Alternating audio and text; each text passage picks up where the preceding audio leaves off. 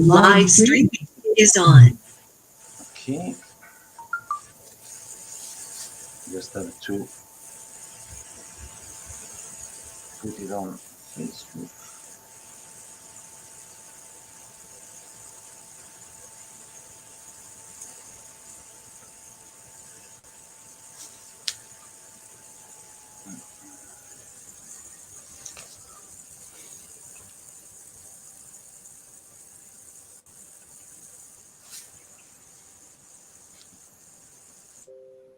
Okay. I just check as soon as it's starting on Facebook. I will start also.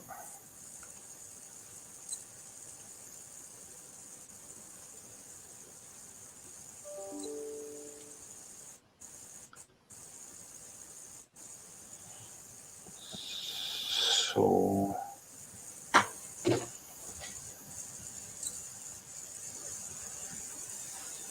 yes.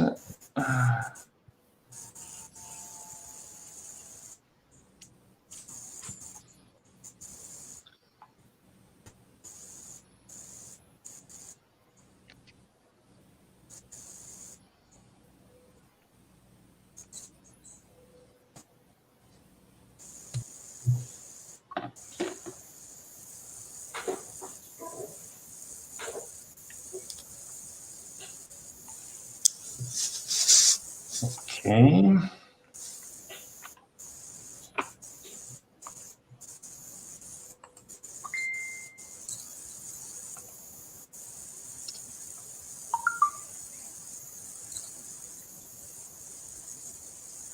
Okay, so yeah, we are live. We are live on Facebook. Good evening to everybody, to all the people who are connecting and are trying to follow this talk. I'm Francesco Brusa from Dinamo Press. I'm here with Tania Rispoli, also from the newsroom of Dinamo Press, and I'm also here with Nina Potarska, Vitalis Princiana, Ilya Budretskis, and the member of Anarchist Black Cross Belarus, and later we'll present more in depth our participants to this talk, whose title is War in Ukraine, a Leftist Perspective. So basically we would like, of course, to try to comment from different perspectives and also from different geographical point of view the unfolding events in Ukraine and the war, the Putin's aggression in Ukraine, what's happening, and also we'll try to raise some question about the causes of this war, of this aggression, and about some elements that maybe are becoming clear, let's say, with the unfolding of the military events, but more the thing that we would like to address more is how we can react to this, how can an interrelational left forces, if something like that exists, can build up a network of solidarity, a network of also forces and realities who can advocate for a ceasefire, peace, and so on. But yeah, before to go to this question, as I said, I would like to present a bit the participant of this talk. So we are here with Nina Potarska, who is from Ukraine, and she's a member of Women's League for Peace and Freedom in Ukraine. So she directly involved in the conflict, and she's trying to act and react in this context.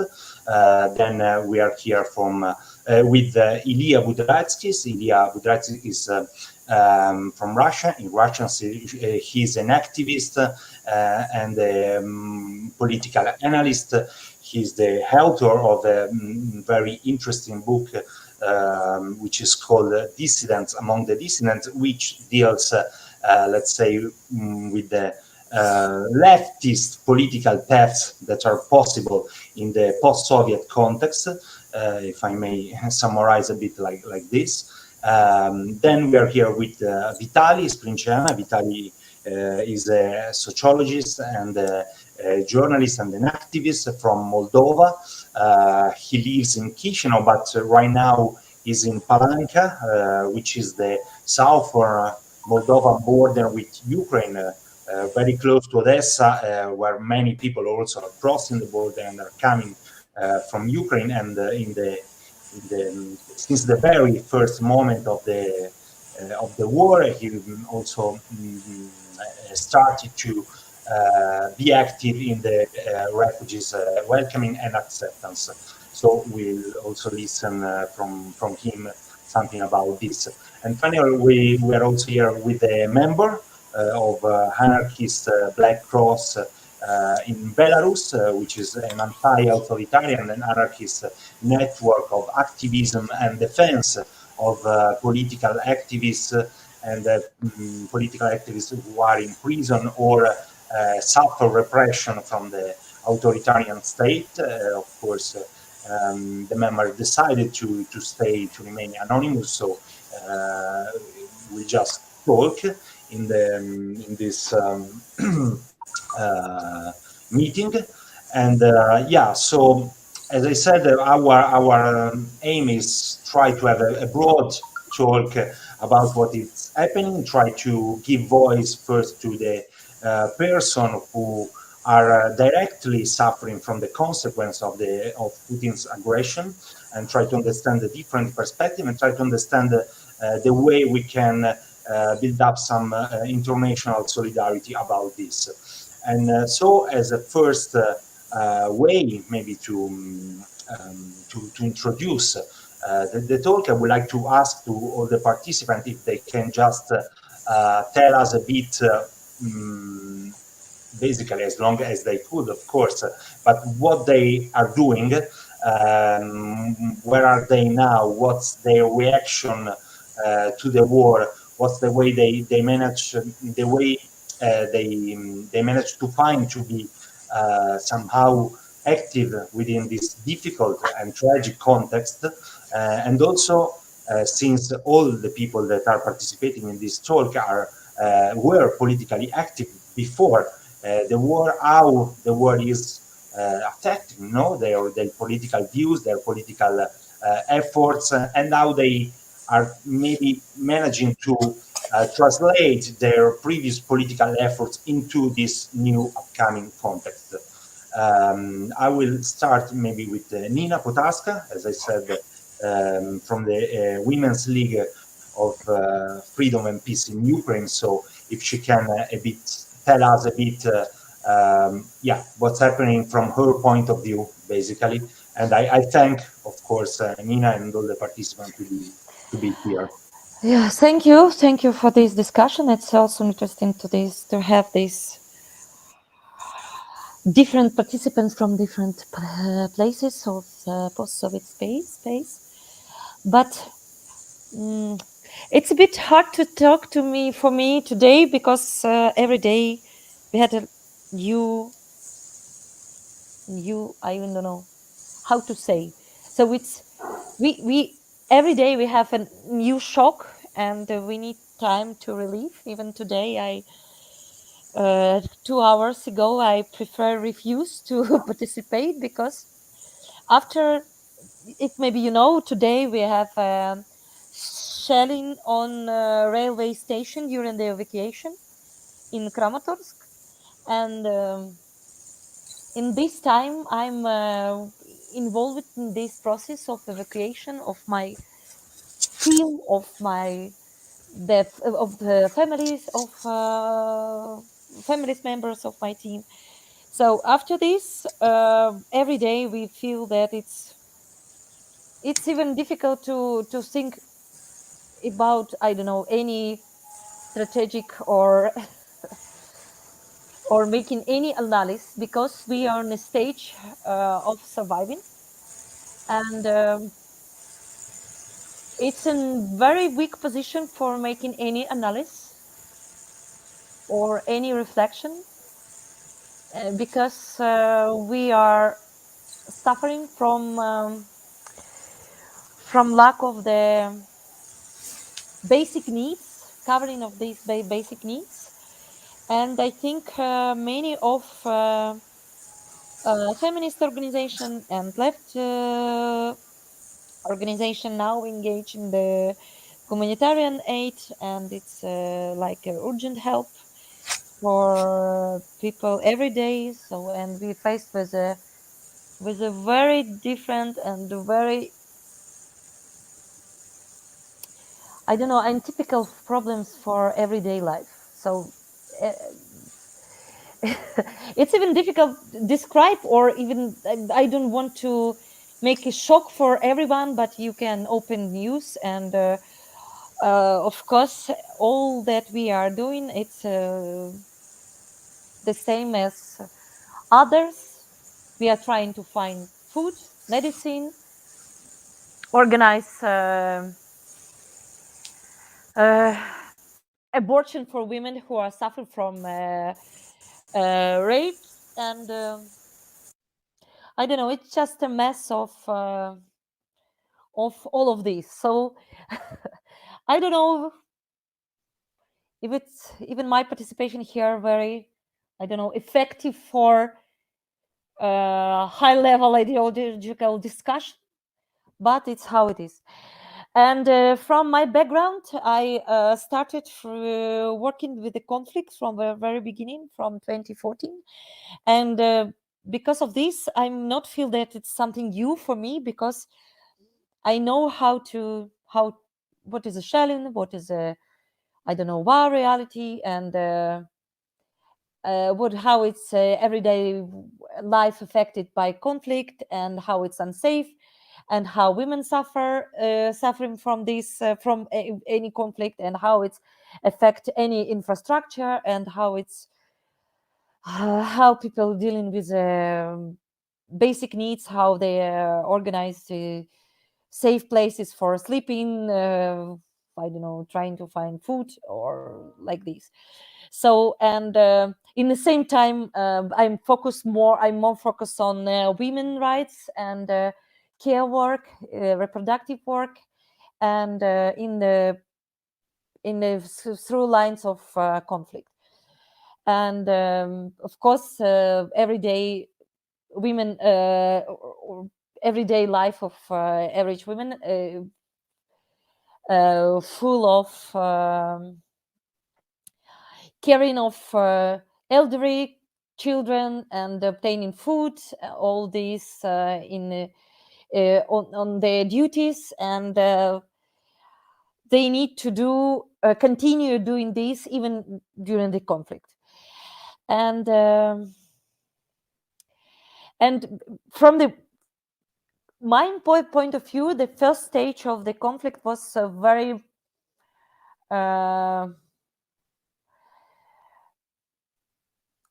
so we faced, because this conflict start from the east, in Kiev Oblast and other region. We received this information about war just from media, and maybe from Facebook, from messages from our friends.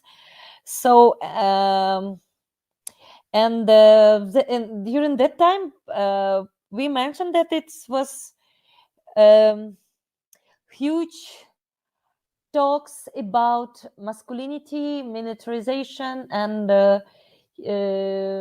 so on. So in my first research, we decided to switch this focus for everyday life and show how war affect all people in this, or sometimes not directly, sometimes indirectly. But this time we feel this effect. We feel that this conflict affected us at all from many levels. From, I don't know, I even don't know person who are now not thinking about this conflict. And I can stop, and maybe we can switch to others, and after that I can Thank add you. something else. Yes. Because for today, it's really difficult for me to participate, but I will try to be with you. Thank you, Nina, for sharing your perspectives and the huge concerns that this war is causing to all of you, all of us. Really, thank you. I would ask Ilya if he would like to step in and say something around the first question that Francesco posed. So, welcome, Ilya. Welcome. Thank you. Hi. I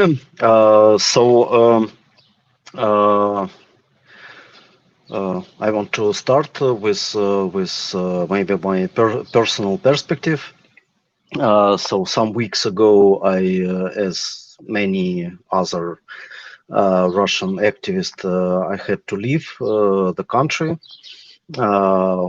From the very beginning of this war, from the very beginning of the protests of this war, the very serious wave of repression started, and these repressions, they moved the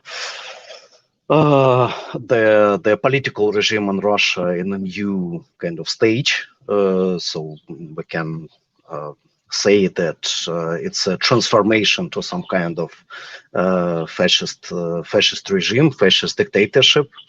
But even for now, there are many news about the personal or collective acts of resistance, acts of anti-war activity in various regions in Russia, despite of the data of different opinion polls that majority of Russians support this war. There is a serious doubt of it. Firstly, because you can't count the opinion polls in the situation of the very repressive dictatorship, and secondly, because still there are many examples of anti-war expressions in Russia. So for the moment, me and some other activists, some of them are abroad already, some are still in the country, we try to work on some projects, some propaganda projects, especially because the let's say the field of information, of distribution of information in Russia shrinkled quite rapidly during last months. And it's very important to distribute some alternative analysis, some alternative type of news that are covered by the official propaganda. So that is the situation quite shortly. Yeah, thank you, Leah. And yeah, maybe I just ask to Anarchist Black Cross if to step in and just to give us some insights about the situation in Belarus, which I know it's it's also difficult, and the political viability it's not that high. Please. Right. Hi, everyone. I have to say, first of all, that our experience as the Anarchist Black Cross is being mostly an anti-repressive group. So we're not like an action group that is like doing something in the street specifically. So I or my comrades could be part of other collectives that would do different anarchist organizing, of course, but here I am speaking mostly from the perspective of organizing the support for our comrades. And what we've been doing for the last 10 years is basically supporting anti-authoritarian activists, anti-fascists, and like anarchists who were repressed or persecuted by the regime. So like our comrades have been in jail like starting from 2010. It didn't happen like 2 years ago. So basically we were like collecting money, providing some legal support, providing support like post-prison support, let's say, for people who would be released. And since 2020, we had to like really intensify our activities, because at the moment we were like having about 35 comrades who we are supporting. We're like not a big collective. Our like usual number was maximum 6 people at a time that we were able to support nonstop. And so at the moment, like we need to really do a lot of like crowdfunding and stuff like that for people to cover their costs. And what happened after, right? So of course, war influenced our condition, and like watching this from some of our members are based outside Belarus now. Some of us are still in Belarus, so this is like, it's horrible to witness that, and or like also to be part of it to some extent.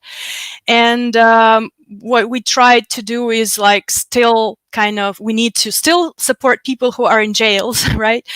Because they can't run away or like can't be active anymore. But also with the war, we also had to think about some of our Belarusian activists that used to be staying in Ukraine, because many people ran away to Ukraine after the protests. So we helped to evacuate those, or help those who decided to stay and fight. And we also were in touch with the ABC Kiev. That is a chapter that used to like provide support to political refugees from Russia. And those Russian refugees like found themselves sometimes undocumented in Ukraine and had to like flee the country also, or some of them also joined the resistance, as far as I know. And so basically we took, because ABC Kiev could not continue their work anymore, so we took part of these tasks. And basically we are now, some of us that are not living in Belarus are helping in the like more or less international network initiative of different ABC groups that are providing fundraising and support to a volunteer organization called Operation Solidarity, that is providing in their turn, they're providing support to different activists from the leftist movement or from the anarchist movement that decided to stay and fight or join the territorial defense. So that's basically what some of us have been doing in terms of like war that is not connected to like specifically repression. How it influenced us, I think like the whole thing made it really difficult for us to like, so basically we need money all the time, right? But also it seems very irrelevant now to like crowdfund for political prisoners while atrocities are happening in Ukraine, and Ukraine needs so much money and so much support. So this is one problem that we're facing. So like we cannot anymore like specifically address other collectives and comrades to like funnel money to us, because it feels like other people need it better.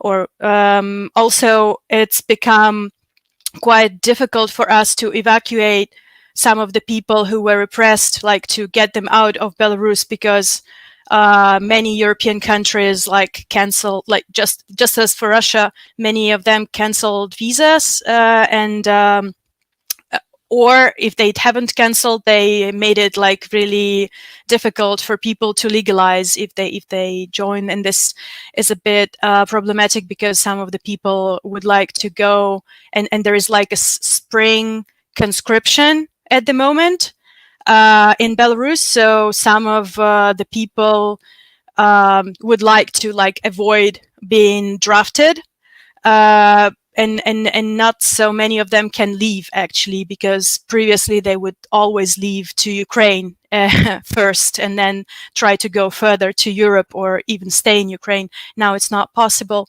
Going to Russia doesn't make sense. And so, yeah, so this is basically how the thing is going on. And I think on a human level, I think it's problematic, but I think from a political level, I think this is what we as people, as activists, have to deal with, because we are part of this war. We can't just say, okay, we're just activists, so we don't have to, have any consequences because we were against war in the first place. But unfortunately, the country is part of the war. So even if Lukashenko's army is not marching to Kiev yet, still Putin is using it as a platform to bomb and shell and also stage Russian troops there. So this is so politically we have to suffer those consequences, I think. And so we have to deal with that. As for our position in war, I think anarchists historically used to reject war or reject draft, call people to desert or to go to avoid draft and stuff like that. But I think because also we are from Belarus and we know what it's like to as activists, we know what it's like to lose our places where we're not safe anymore, to have to run, to to be parted with our families. So we understand that our collective position is total complete support to the Ukrainian people in this fight. So we're not calling for a pacifist agenda here. I mean, as some of the anarchists do in the West, for example, or trying to analyze who's better, who is worse, NATO or Russia and stuff like that. So we support people who decided to stay and fight, because we also understand that this war is not just a war of Ukraine and Russia. It's influencing the whole hemisphere, let's say, the whole post-Soviet territory, and it influences a lot Belarus, and how it ends would influence all the countries that we are representing here today. Yeah, so that would be my intervention for now. Thank you so much, ABC. We have just heard from the anarchist Black Cross, and thank you very much also for explaining clearly what is your position and your take on this war that is, as Ilya also was saying, an imperialist war dictated by specific Putin policies. So it has been really interesting to understand what are your all different takes on this situation. I would now call Vitaly. If Vitaly, if you want to unmute yourself and try to answer to this first question. So again, what is your take on this war, and what your group is doing in terms of actions of solidarity and the political actions within this context? Thank you. Yeah, hi everyone. I'll try to be short, knowing that Ilya doesn't have that much time. I'll try to be short. I feel a little bit weird in the sense that Moldova is really, I feel like I'm in a privileged situation. Moldova is not directly part of the war, and unlike Ilya I didn't have to leave my place, or unlike other groups, I don't have to think about survival. So all my empathy, sympathy, and solidarity go with them and with all the people affected by the war.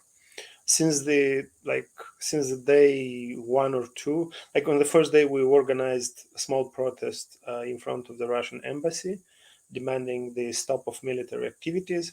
And then, as Moldovans, our group started to organize, because it coincided like the shelling of Ukraine, and also there was this huge flow of people fleeing the war. And there were these horrendous images from the border points, and we basically boarded on buses and went to the border to give a hand of help for whatever is needed there. So we've been, since the end of February, we've been at various border points. Since Palanka, the place where I'm in right now, was the main entrance for Ukrainian refugees from Odessa region, I've been here irregularly since the end of February, and we were doing really what is needed: carrying luggage, if people needs giving advices, informing people, providing various other types of assistance like psychological, some medical, food, and a lot of other things. In the beginning, it was just us, Moldovan volunteers. Now there is like large humanitarian organizations, so we're kind of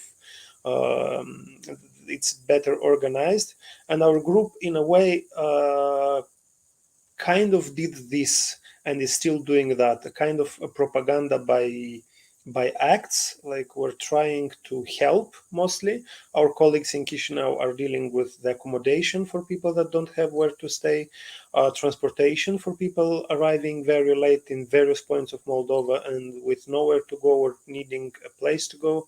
So we've been doing kind of this thing for the whole, or almost the whole period. And that, of course, kind of left put on hold most of our previous activities that we're doing. So we're planning on doing a large reading circle on alternatives to neoliberalism for this year. So probably there is no time now for reading groups during the war. We're trying to do some other things, and they had to be put on hold, unfortunately. And that's kind of probably, I hear that from my other comrades, because of this kind of emergency and this need to do things every day, various things that need your even physical kind of presence and doing various things. There was not that much time on reflection, so we've kind of lagged behind on that. We didn't kind of assemble together and try to have a kind of unitary or like common position. We've been reacting to some developments.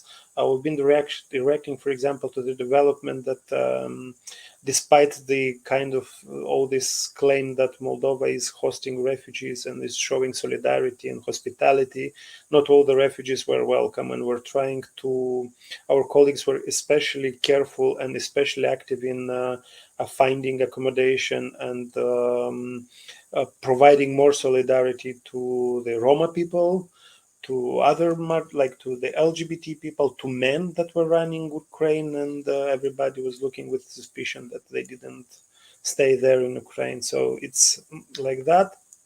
Of course, we were affected, but again, I don't want to talk about how we were affected because that I don't want to compare my.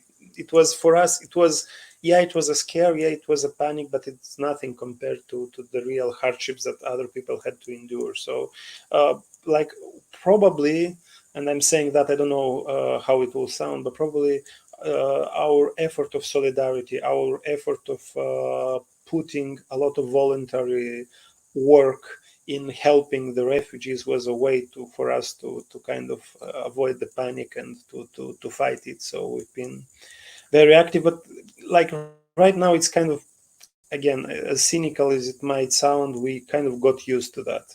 We got used to it, and we're seeing probably Moldova is this privileged place until now, but it probably would be this very strange case where there was no war, but we're seeing the same or some of the developments we're seeing in Russia or in other places. For example, under this banner of fighting propaganda, there is like an increasing of censorships.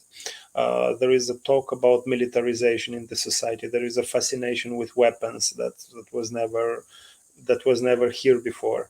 There is a wave of Russophobia that kind of, it's a very problematic development because it kind of legitimizes the discrimination and the hatred towards a group in the Moldovan society. There is a naturalization of death, like the media doesn't have any kind of moral or ethical problems now to just reports and to show killings, bodies, and it's, of course, those are different problems than our comrades were talking, but still, that might be the case that the Moldovan society would be affected without even be part of this war, and the fragile Moldovan democracy to be a huge victim of this.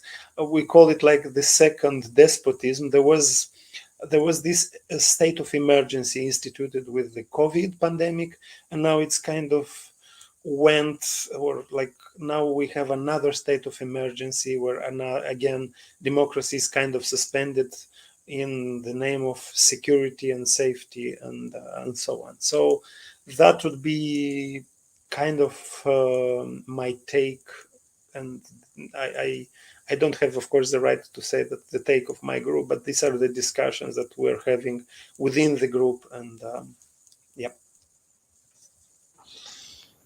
Yeah, thank you, Vitali, and thank you all the people.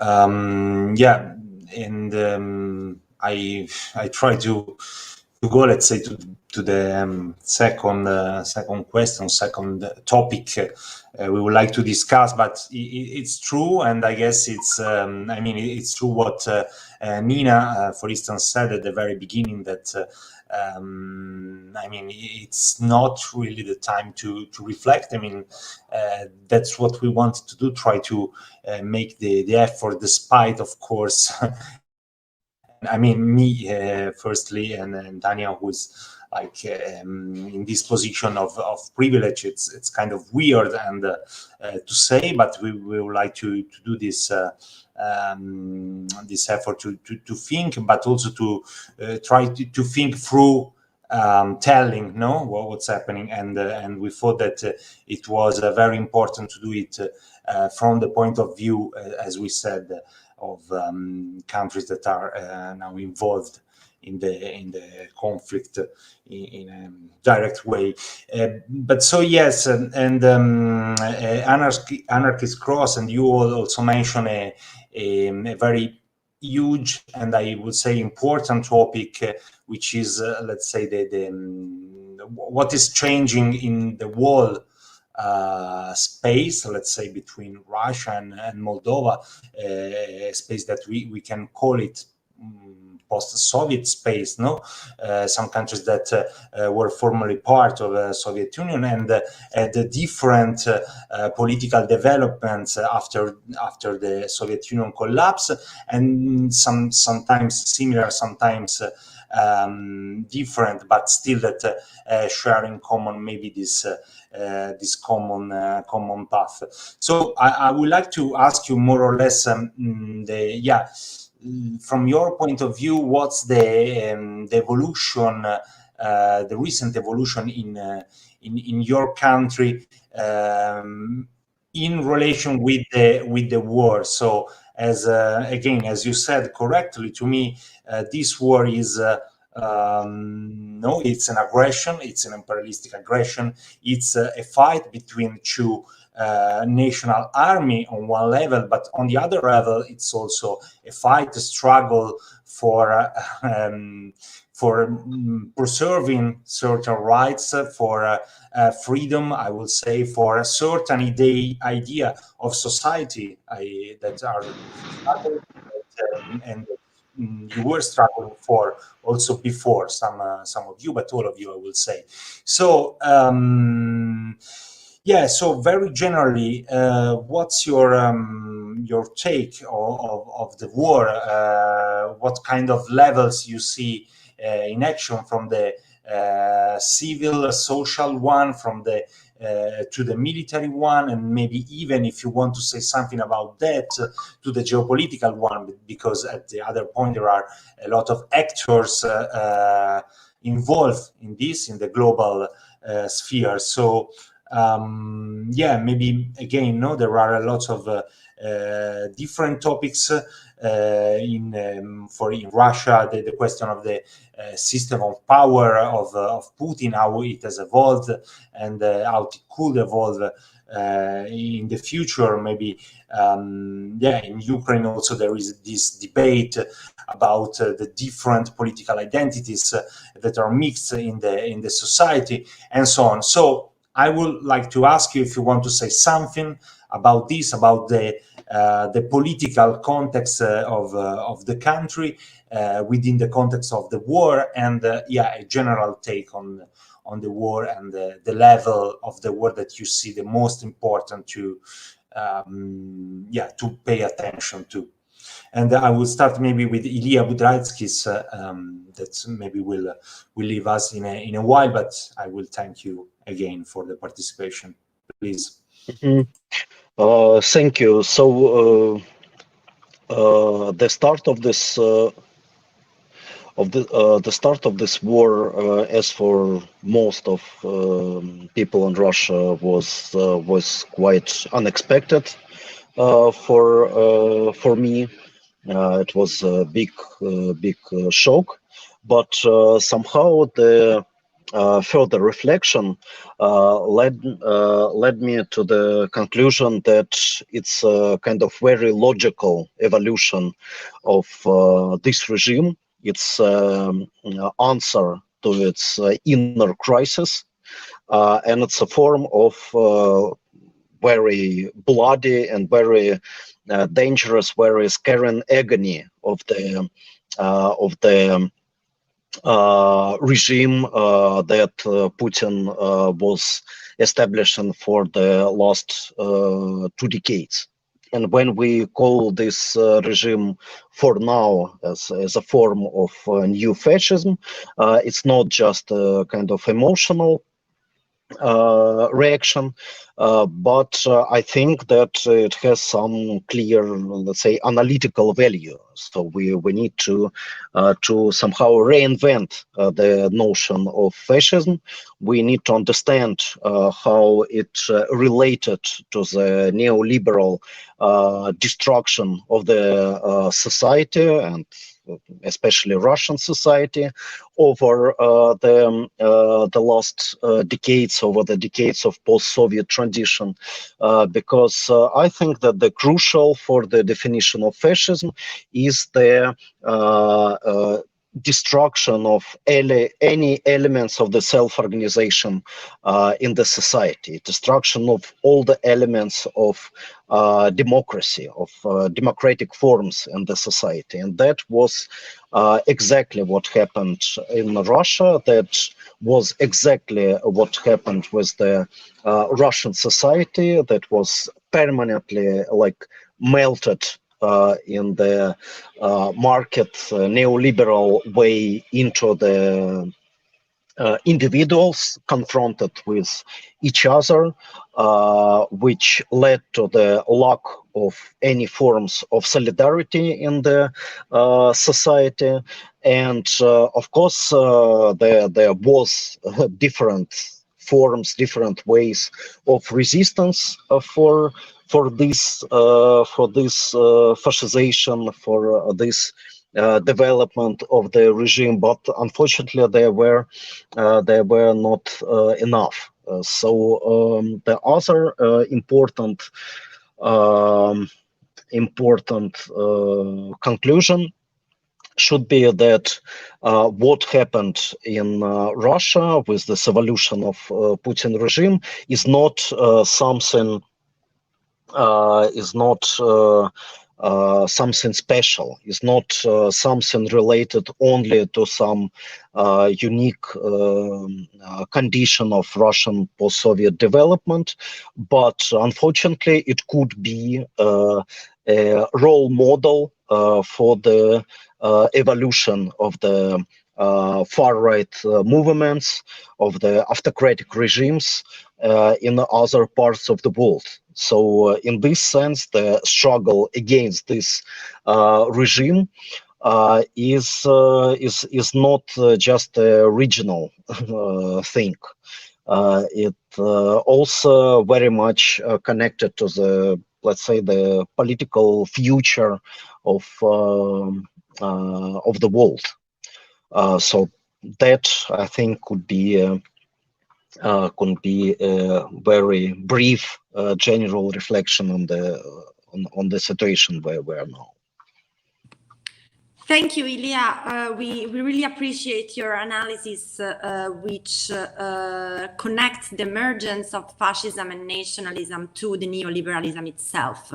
So how the force, the destructive force of neoliberalism produced as an effect this political model of Putin, which, by the way, you underline that is not only regional, but a kind of global tendency. We would love to have you also for the third question. I know that you are running short and out of time, but if you could stay with us, let's say one more half an hour, we would love to hear from you. What do you think of the possibilities around a global international network of solidarity? And now I would ask to Nina if she would like to unmute herself and try to answer to this question that is related to a kind of social political analysis of the post-Soviet space, starting from your own experience and position. Nina? Yeah, I told you that it's extremely difficult, but a couple of things that I'm trying to think last days. It's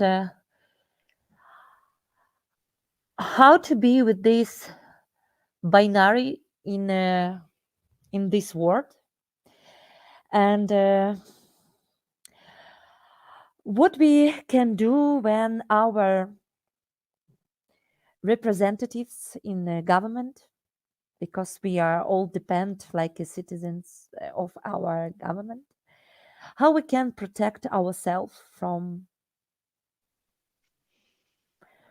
their policy. And as I can see, all our countries now in a same weak position, because I'm not pay attention for people who support war in Ukraine, in Russia. It's something above my ability to understand how it's possible. But I really understand situation for my friends and activists who are out of Russia, who are still Russians, and who are not able to cope with their government. And we all, like, I don't know, losers, like refugees. And I don't know how to protect my family, my friends, and how to stop all of this. And I think nobody know how it's possible to do. And in the same time, I understand people in Europe, when they are in a very near future, they will suffering from high prices on fuel, and we received the information from our section from Africa that they already have a problem with the food, because Russia stopped this export to North Africa, and not only. So we are like, I don't know, victims of this policy of states, and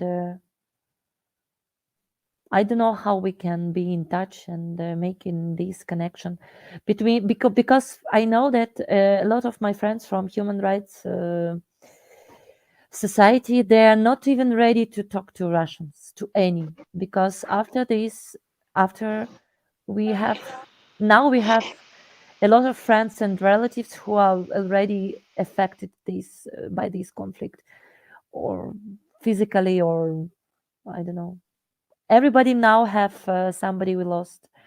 So I know that it's maybe not now, maybe, but I always stand on the dialogue approach, and I believe that it's possible to have dialogue, but we need to be prepared to this, not just technically, but also mentally. And first of all, we need peace inside of us, because it's or how we can direct this hate not to each other, but to somebody who really have to respond on this.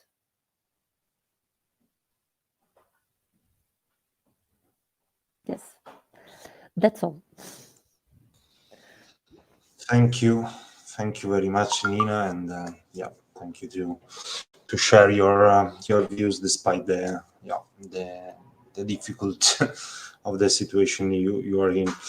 And yeah, so I will ask maybe Vitaly if he wants to try to add something to the topic from the point of view of Moldova, but in general, no, from the point of view of the country we are speaking of. You already mentioned something about the some division that were existing before and maybe now are coming emerging more. So yeah, but again, so if you want also to give us your take about the war, your interpretation, and more in general, let's say. Yeah, my comrades have already mentioned some of the things that I wanted to say, so I will not repeat that. Ilya mentioned the economic side of it. It's part of a larger neoliberal project. Both, like, in a way, Putin is the result, but also the effect, or like, and I think we should really think about that when even talking about peace, because, like, of course, we immediately want that the military actions to stop, but when talking about peace, we should talk about what kind of peace do we want. Apart from that, I was really shocked, and I might not be. I'm really not a believer in geopolitics, but I was really shocked about, or to see, the return of the politics of great powers. So basically, I was seeing this language of spheres of influence, great powers, Russia, or Putin saying about Russia that Russia feels threatened by somebody entering its sphere of influence, and that it was really crazy. It was even crazier to see that Zelensky and Putin didn't meet at least once prior to this war. So basically all the discussions were kind of taking place with other people, like USA, Russia, NATO, Russia, EU, Russia, Macron, Putin, and so on and so forth, and Ukrainians not having a voice in a process, in a conflict that really affects them directly. Well, at one point, when this whole crazy thing ends, we'll have to reassess probably, or to think again how we ended up here. And I think because we're at least sharing the same kind of legacy, we'll have to think about how we ended up here in a kind of a very conservative environment with quasi-legalization and quasi-normalization of fascism. And we'll have to talk about a process through which all our countries have gone. And this is the process of erasure of all this socialist legacy, which, as problematic as it was, but it was at least an attempt to build a new kind of world, a world where solidarity was really part of the things, and how we ended up kind of not only erasing it but kind of fighting it and deleting it when it was most needed. Ilya, yeah, he's not here anymore, but in his book, and I read the book when it came out in Russian, and I was really fascinated by how exactly he described that the Soviet, like what they called pejoratively like Homo Sovieticus, like he's more needed now, or he's more alive now in the talks and in the discourse of the right-wing propaganda, as being kind of the one to take all the blame, and how Ilya was describing how this kind of became really I don't know, a target. So most of this of our so-called transition was a removal and the fight against whatever we could achieve in terms of solidarity, in terms of as a project for another world where like there will be a different logic than the capitalist one. And I think that's kind of a really huge loss that we kind of didn't replace. And this is probably connected to that. I wanted to say that I feel in a way I feel powerless, like, and I guess it's not only my personal feeling, but it's on the one hand, like I'd like this to stop, but on the other hand, I understand that I don't know, neither or very few of the instruments that we as leftists have developed during history to stop this kind of madness, it's not working because we lost, like, even we start to read like our ancestors, like how the socialists opposed the World War One, and at least they were trying to organize some mass strikes. At least they were trying to use this instrument. And like you see now how difficult it was to organize any protest in Russia or in other countries, in our countries. You see, and that's one of the consequences of this fragmentation of the proletariat, of the working class, of the fact that now we have precarious workers with no solidarity whatsoever, because all the institutions that were binding them together, like labor unions, they were destroyed. And you see this kind of, there is like, you have this desire to stop it, but none of these instruments is working anymore. Strike is not working anymore. So it's kind of, that gives you a very pessimistic kind of perspective, and as if the only option now is to beg for this imperialist powers to kind of try to stop Russia. We're saying, and probably everybody was thinking, or everybody from the left, or at least most people from the left were thinking along the line that like there's no better advertising now for NATO than this Russian aggression. There is no better advertisement for militarization than this aggression. Like all the critical thinking about militarization was kind of suspended in our countries because of this war. And yeah, I don't want to repeat the things that I said before.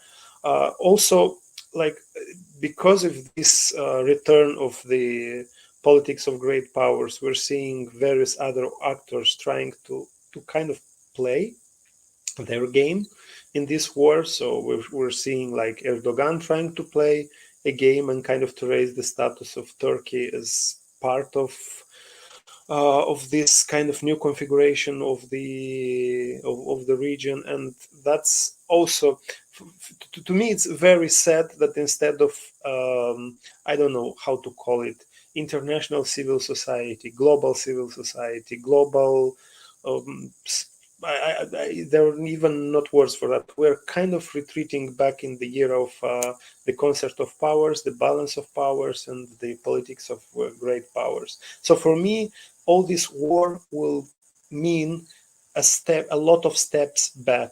It like pushes us further from the ecological agenda, from the climate change agenda. Like right now, nobody's talking about climate change. Everybody's talking about how we can fight the dependence on Russia by reinventing or by stopping the the so-called transition to a more circular and more clean economy. So fossil fuels and a lot of other. There is this militarization, of course, will push back a lot of our feminist struggles because it puts the males at the center of the care, of the center of like the importance for saving the motherland, the fatherland, and also a lot of other mechanisms. In Moldova, I have the feeling now that I'm too young to remember that, but by reading the newspapers, is as if we're just before the perestroika, like with all this censorship, and I guess a lot of it is yet to come, like a lot of Russophobia. To just give you an example, on the first day of the war, one of the teachers at the State University of Chisinau was having a class with a Russian-speaking group, and he came there and told Moldovan citizens who happened to use Russian as their language in the university, he told them, like, I will not talk to you anymore in Russian because this is the language of the aggressor. And it's like you see, and that's really like a very small example of something that could escalate further. So I would just go on. I would not repeat, right? Okay, so I think what's also important to say that the suppression of these protests was actually something that made it possible, like the war to become a reality, because if the protests were not suppressed or like would be in a more active form, there would be more like a stronger reaction from the society to what is happening. So only because like the people are now like super scared with the perspective of like being tortured and put in jail, this is like, it limits a lot the possibilities to act, although like Belarusians are still trying to do that in the form of like sabotage the railways and stuff like that. And also, like, it's interesting that there is an opinion, I don't know if I like share it, but I think it's good to voice it, that Lukashenko is also aware that there is some kind of hidden or latent protest among the people, among the Belarusian people, and then he's afraid to put soldiers to war because despite the population being in fear, right? So we don't see any active protests, but he probably might be afraid of like putting soldiers to war, because then he would have, like, first of all, people who know how to fight, right? If they come back, or if they like train, let's say, but also that these people could use arms against him at some point. So I don't know how much it is like a conspiracy theory, but I think it's interesting. And also, I think what was important in this whole like project, I would say, is that this like with the protests in Kazakhstan that happened in January, right? So we kind of almost forgot about it, but that was for me like a very good like training site for the Russian militaries to like show off and to check the reaction of these like contract for collective security that they're having between Russia, Kazakhstan, Belarus, and Armenia now, right? So they were like checking how much they're going to react if there is somebody is going to war. So I think Russia was actually like expecting Armenia, Kazakhstan, and everybody else to support their invasion into Ukraine. And it's interesting how Kazakhstan is reacting now. But at the same time, as Belarusian, I know how much Belarusians would like follow the Kazahi protests and how it was suppressed like really violently and people being killed and stuff. So that is like also like at the same time like as a training platform, but also it shows to people. So it's first of all showing something to the governments, but also like showing to people that getting demoralized because Belarusians chose like, let's say, peaceful protests, but then they saw what happens to people who choose like an armed protest or like an armed resistance. And I think all these years, like since I remember from 2014, after Maidan and after the invasion into Donetsk and Lugansk regions in Ukraine, Lukashenko's like basically speeches were full of this like condemnation of what happened in Ukraine. So he was always asking, do you want to have something that we have in Ukraine now? So basically this is a very good demonstration that anyone who's like rising up against the regime in the post-Soviet territory is going to like answer with lives or territories or both, you know? And so this is a very good message. So it's not only about like getting territories, it's also like keeping territories and people in fear of like even being afraid to change something. And I really liked how Vitaly shaped it, that what kind of peace we want. So if you keep people in just wanting peace, like without even giving them, you know, the space to think about what they would like to have. So if you demoralize them to the point that they don't even know what peace is, then it's like there's no way for the future to be shaped in any way. And yeah, I think basically it looks like also politically, and it's I'm sorry like to mention that, but it looks like all these like bragging with new guns that all the actors are having. So it's just basically like a big fair of, or like a play field for the new guns. Like everybody's showing off which guns they're having, how much they're costing, and like what are they inflicting, how good they're at killing, and stuff like that. So this is like, for governments, this is like a way to like look in real time what is like, what would this decision, how it influences. So they're learning really like on this conflict. But also I think, yeah, like I totally agree that this like coming back to just this dual power, or like the triple power with China, whatever, conflicts that, hey, there is NATO, if we don't support NATO then we support Russia, or vice versa. So this is like this is really weird, which is like depriving Ukrainian people of any subjectivity really. But also like also knowing that like coming into Ukraine would mean, like by NATO, could mean like losing a political independence for like decades, right? Or like changing the political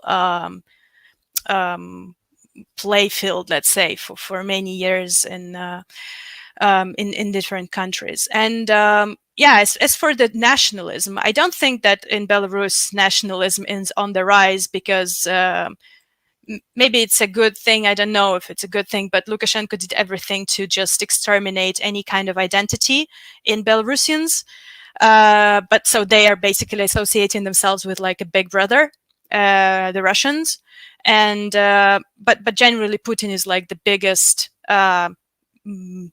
like imposer of nationalism, because what he's doing is like actually creating or intensifying identity formation, that people don't want to be associated with Russia, with Russians, with, so they want a distance and like to be opposing. And this is how this all is creating like these new, not necessarily new identities, but generally the identities that would shape, like, so it's the other and it's against all of us, right? So, and we have to like feel that there is some, that we are the same in this situation. And yeah, maybe the last thing I would say, that it's interesting, like I would even imagine, because Lukashenko is a very weird guy, so he's usually siding with the one who is strong. And I think in this case, he sided with Putin because he believed he was strong, or the army was strong, whatever. And I think we could even see in history, if like Russia or Putin starts to lose really badly, so he could reject support to Putin if he sees that he's not strong anymore, that he's a weak guy. So he like I don't think it will influence in any way this conflict, but I'm just commenting from my perspective. And yeah, it's important to say that basically, however this conflict ends, or whenever it ends, if it ends with the victory of Ukraine, then it's gonna like totally influence the whole sphere. Like most probably Russia will be like collapsing and disintegrating and stuff like that. If Russia is gonna like win So we're all like having more decades of like this super dark times of just not being able to even fantasize about another future or another type of peace.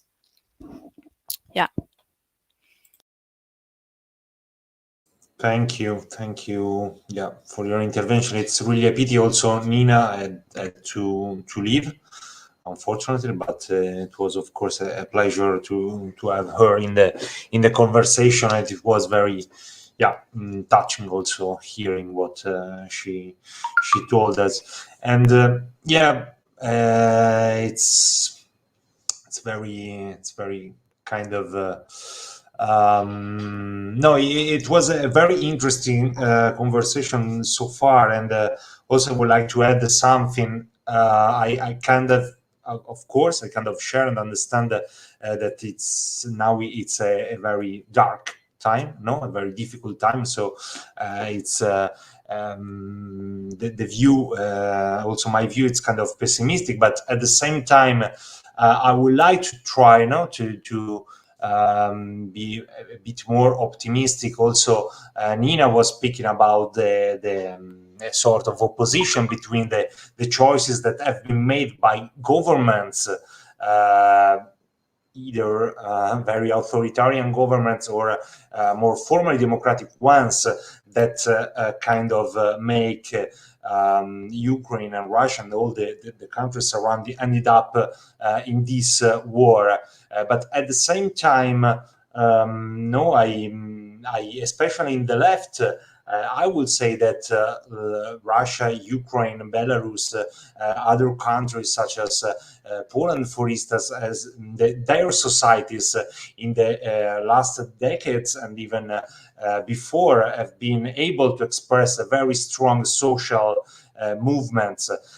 Sometimes, of course, with confusing elements, but nevertheless, I would say in the most of the cases, very progressive, strong social movements. Of course, the opposition to Lukashenko in Belarus is very strong, it's very tough, and of course, despite all the difficulties, and yes, also the feminist movement in Poland, for instance, it's one of the most important of the last year, and in Ukraine there have been lots of revolution attempts, which are kind of controversial. But as I say, from the bottom, from the grassroots society, I would say there is a very popular force also that, and also it's something which is at stake, I would say, with this war. And so that's just something I would like to add. And I would like to just maybe ask the last question about this. What, although it's very difficult to imagine, but what to do now also from your point of view, but at the international level,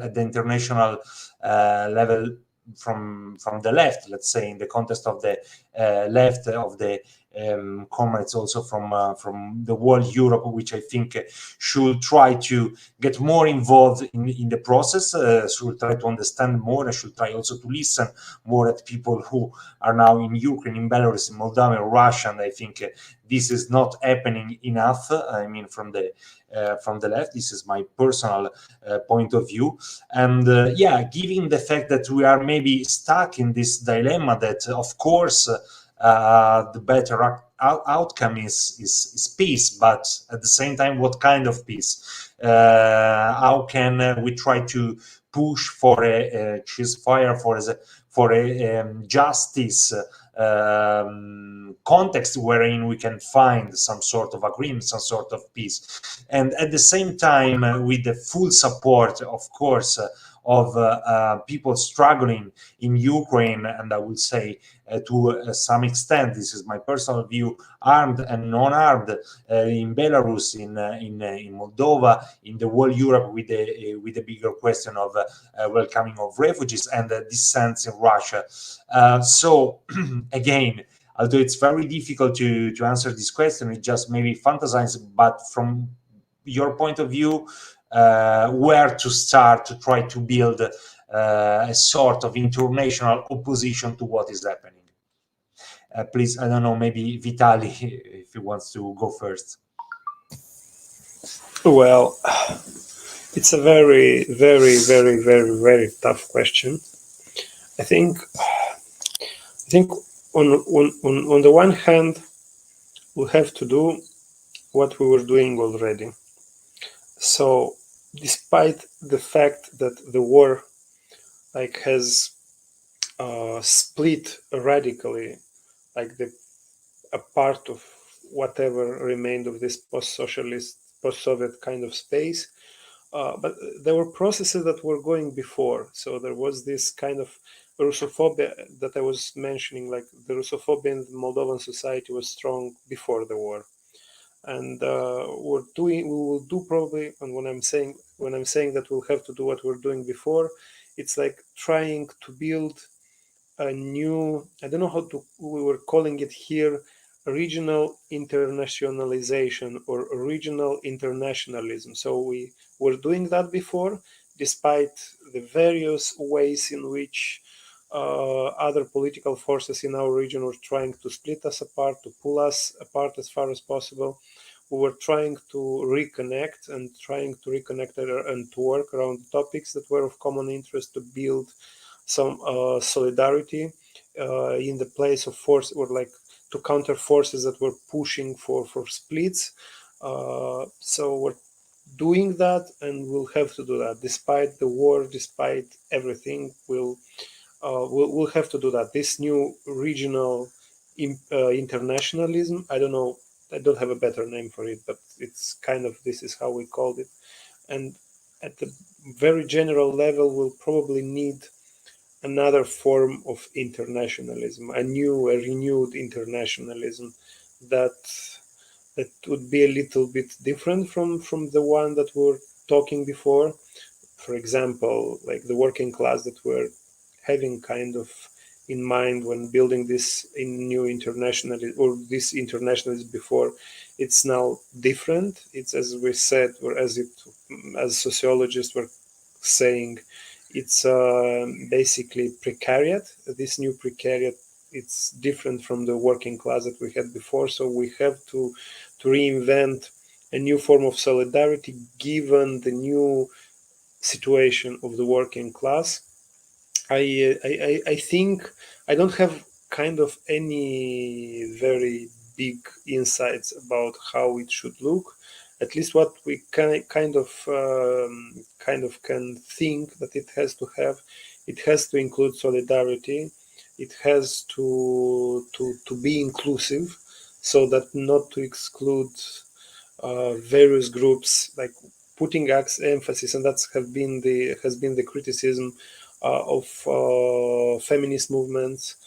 They were criticizing the Marxism, like the traditional Marxism obsession with the working class as being male-centered, and we have to think about that. Like this new internationalism built around the new working class should take into account all these criticisms and all these new struggles through which feminism was advanced, and feminist struggles have to be included in this new internationalism. Of course, there is also the need of discussion: what kind of feminism do we want to include, and that would be necessarily an intersectional feminism that will take into account class, but also race and other intersections of various features. So that, like, this new internationalism, as I said, should be solidary, should be inclusive, shouldn't be culturally hegemonic. We shouldn't try to force some conceptions or some concepts of what a human being is, to push them as being the universally right and universally true. It should be also open to other forms of knowledge, other kind of, as sociologists say, like other epistemologies. It should, of course, have a strong ecological component. We should really take care of the environment, and we should include the environment in this our new internationalism. It should be pacifist. I think we still have to think about what pacifism means and still means in the era of nuclear weapons. And like I think I was reading the last year by coincidence, of course, Günther Anders, and there was this huge debate in the 60s, in the 70s, in the 80s about the nuclear weapons, and it kind of were like influenced by this presentism of our era, focusing only on things that kind of are happening right now and that fed with by the media about that. Also kind of suffering this erasure of a certain past and not being really connected to the struggles of the past. We forgot totally about the nuclear threats, and we have to also invent a new form of pacifism. I don't know how that would work together. It's really difficult. I think also we should organize. Like networks are great, and I think we kind of discovered that networks are great in terms of sharing knowledge, but we need other forms of organization that would be stronger than networks.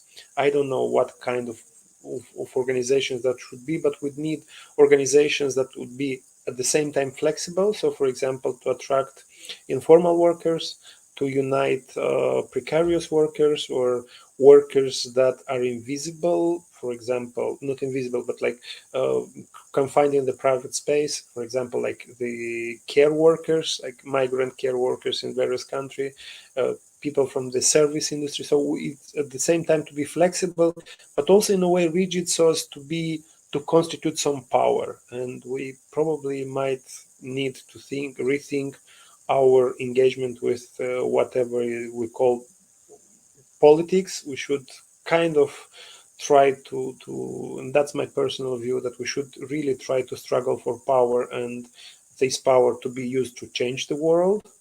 And of course, we have to try to build through these instruments a new world, and not accept any compromises, or compromises that in the end kind of means our demands being just perverted and accommodated in a way that kind of harms both the idea of an alternative and both our power to change the world. So I don't know, it might sound chaotic, but it's the way I feel right now. A little bit confused, a little bit chaotic, with some insights, but they're very loosely connected and very kind of thrown away.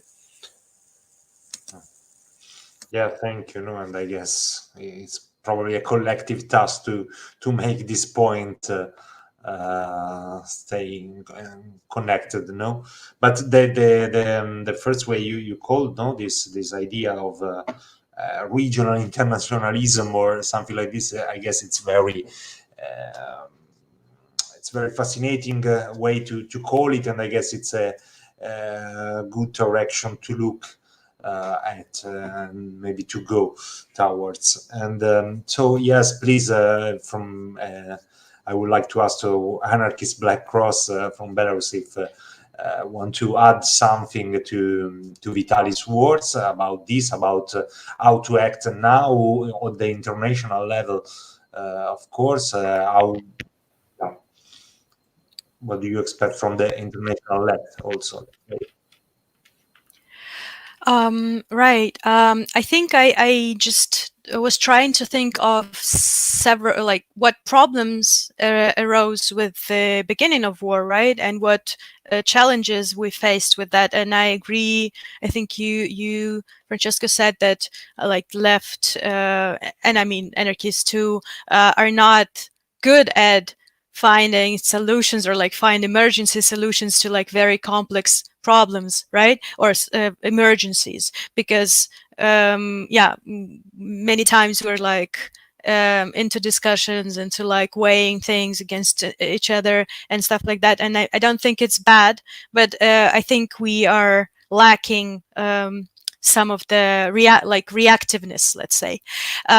Also, I think I agree that the first thing that should be created is this like solidarity, but also like at the moment it's, I think, mostly connected with like being in solidarity with the Ukrainian people. And I think we should work more on like spreading the solidarity outside or around, or like not necessarily say that it's just Ukrainian people who are like the object of our support or the object of our solidarity. Like sometimes we do something without even asking if they need it, or like if they need things, we offering them, like, or and make it like really reciprocal, and not just subject object a relationship. Also, I think at the same time we should understand completely that just as Nina was mentioning, that at this moment, many of our Ukrainian comrades, or generally Ukrainians, are very in a very bad mental condition and in very bad physical condition, very unsafe situation, which like really prevents people from reacting to some theoretical whatever ideas. And I think we should not expect that from them at the moment. We should not be like offended that they're like not participating or not commenting on whatever something, because it really for people in danger, it's really maybe not the time right now. At the same time, I think so we should work really with what we have, right? So if we don't have our Ukrainian comrades who could like clearly say or express what they need, or like what they think is necessary, or they could not act anymore in the previous projects they worked, like pre-war projects. So it means we have to work with that.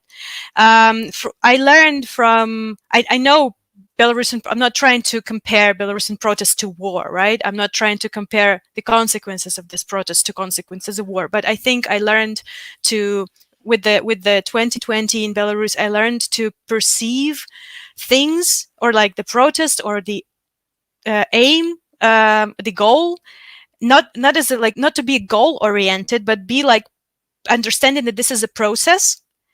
And I think at the moment, especially because the war is so fresh, it's just 1 month, right? And it's a lot for people in Ukraine. It's a month already. But for us who are not participating, it's like a month, you know? But then I feel that there's like a lot of people are very much like goal oriented. So like this, we need peace now. So this means like we are forgetting about the process, like what's happening while we are waiting, or like we're fighting for peace while we are like working on this peace, right? I think a lot of people in Belarus also made this mistake, like every day thinking like, okay, we need to get rid of Lukashenko. So there was no space for anything else, right? And there's also like another problem with this is the lack of discussion, because like the space for discussion is really closed. Like people don't want to talk about it, because if you start talking about war, if you start to criticize some things that you see are challenging, or maybe something that you see problematic for the future, like politically, people just want to shut you up because this is not the time. And there is a lack of discussion. I mean, I'm speaking about my region, right? I don't know what happens in like the Western Europe. Probably there's a lot of discussions on that. I don't know.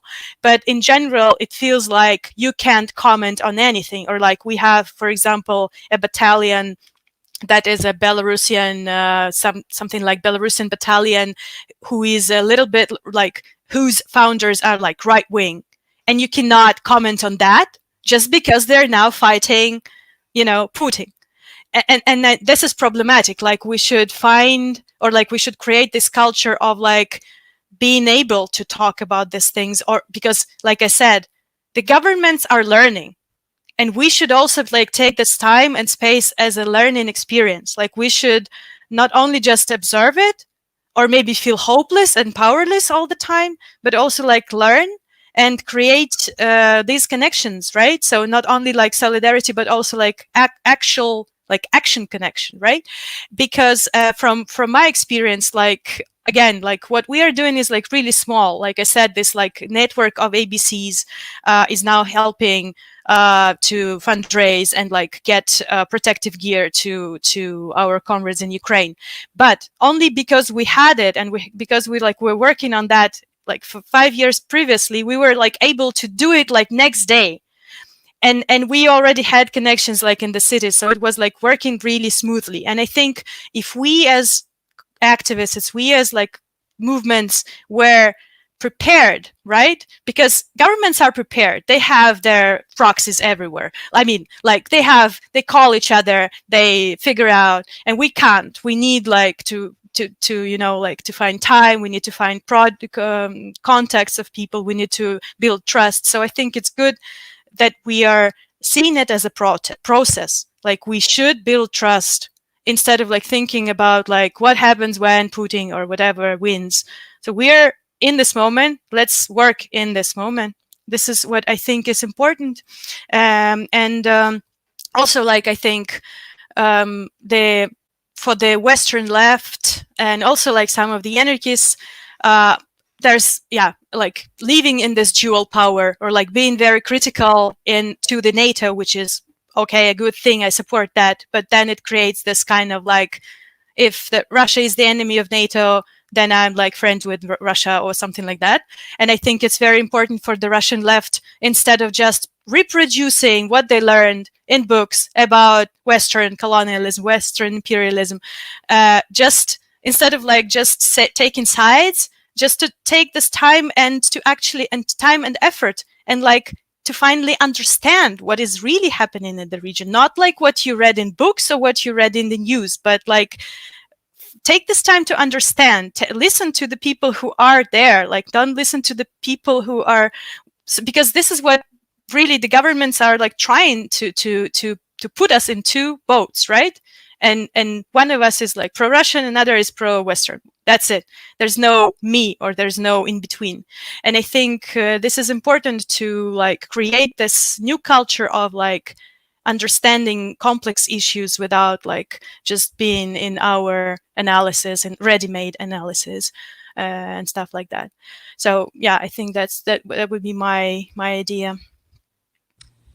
Thank you so much, ABC, and we really want to thank again also Nina Potarska from Ukraine for making space and time to be here with us. For her was clearly a very difficult moment, and we are really we don't have enough words to thank her for coming. The same goes for Ilya Brudaitskis, and Vitalis Princeana and ABC, Anarchist Black Cross. So thank you to you all. It seems to me that both of you pointed out to important questions, such as how do we get out from the binary and the divisions, especially between the kind of Western and the Eastern Bloc. Both of you emphasized the challenge and what is at stake in thinking solidarity beyond the humanitarian solidarity and the humanitarian help towards Ukraine. So what this practical action could look like is a big question for all of us. Following Vitaly, it seems that this action should be based on a new form of internationalism that follows the principle of intersectionality, of an intersectional internationalism, we could say, and looking for a process of ongoing pacifism that starts from the practical action and connection also beyond the networks that we are using and sharing the knowledge. So in this spirit, we hope to continue the conversation with you all soon, both on Dynamo Press through exchanging articles and with a practical action that we would like to discuss with you and continue to discuss in the next future. Thank you very much for coming again. Thank you. Yeah, thank you. Thanks for gathering us. It's an important step. And yeah, Yeah, and also I share your conclusion. I mean, I guess this is the time where to understand means to act. No, I guess we have to make an effort to join these two, yeah, different things, and I guess it's our collective task from now on. And thank you again. Thank you. Yeah, if you also stop the live video, maybe we can say hello in a more intimate way.